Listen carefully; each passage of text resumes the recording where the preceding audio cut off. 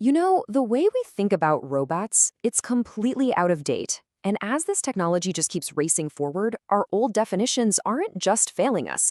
They might actually be getting dangerous. So today, we're going to dive into a pretty urgent call to redefine our relationship with the machines we build.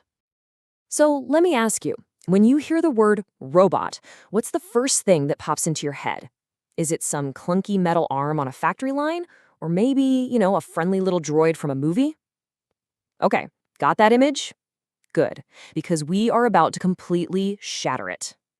What if I told you a robot could be a doctor that's literally swimming through your bloodstream? Seriously, we're talking about nanobots, microscopic machines designed to go in and repair your cells from the inside. That kind of changes the picture, doesn't it? Or, okay, how about this one? A robot as a colleague that starts, making up its own language to talk to other robots? This isn't science fiction. It's already happened with AIs that were trained to negotiate. Suddenly, the conversation isn't just between us and them anymore. And then there's this, probably the most jarring image of all. A robot as a soldier, holding a gun and aiming with perfect, inhuman precision. These examples, the doctor, the negotiator, the soldier, they all show one thing very clearly. Our old ideas about what a robot is just don't work anymore. So, to really get why our old ideas are failing so badly, we have to look back at the official rules we've been playing by for more than a decade now. Let's break down the old definition of how we're supposed to interact with robots. For the longest time, this right here was the gold standard definition for human-robot interaction, or HRI. It's all about systems made for use by or with humans. Seems simple enough, right? But the real problem is hidden in how it defines that interaction. And yep, this is the problem. The old way of thinking only saw interaction in two super simple ways. Remote, which is like flying a drone from miles away, and proximate, where the robot is right there in the room with you. Space, that was the only thing that mattered. But as we've already seen, reality is getting way, way more complicated than that. And this is exactly why those old rules are falling apart.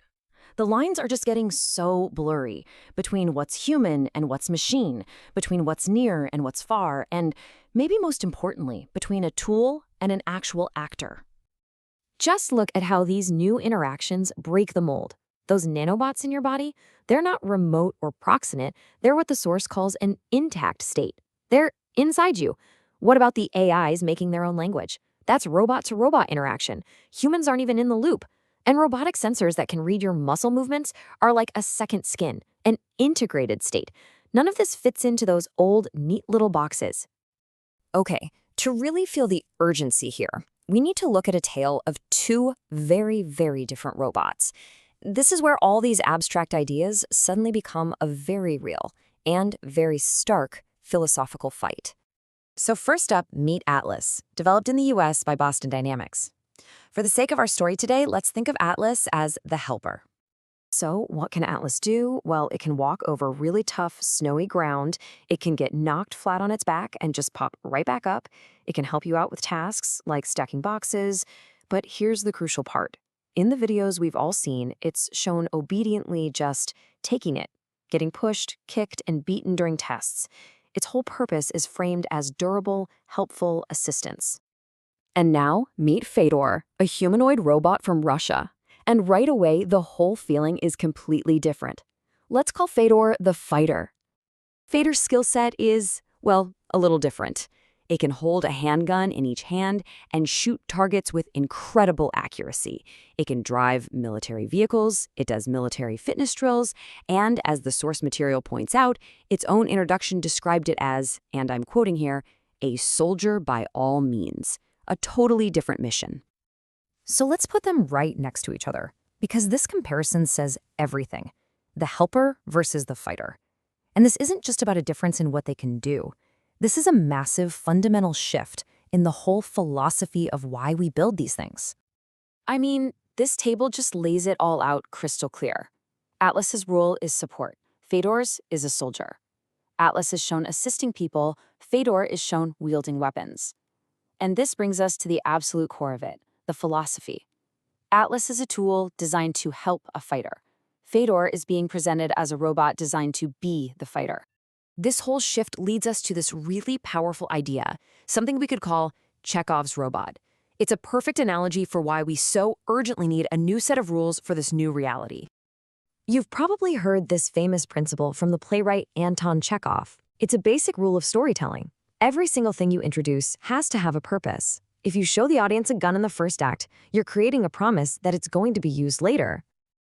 So by creating and then showing off a robot like Fedor, one that's introduced to the world dual-wielding pistols, we have effectively hung a gun on the wall of the world stage. We've introduced a character whose whole reason for being is to be the fighter.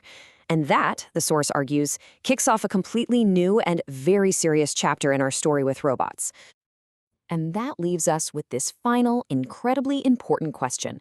A robot built to help a soldier is a tool we can sort of understand with our old way of thinking. But a robot designed to be the soldier, that is something else entirely. Our old rulebook is broken. So as we step into this future, what are the new rules we're going to need to write for our life with them?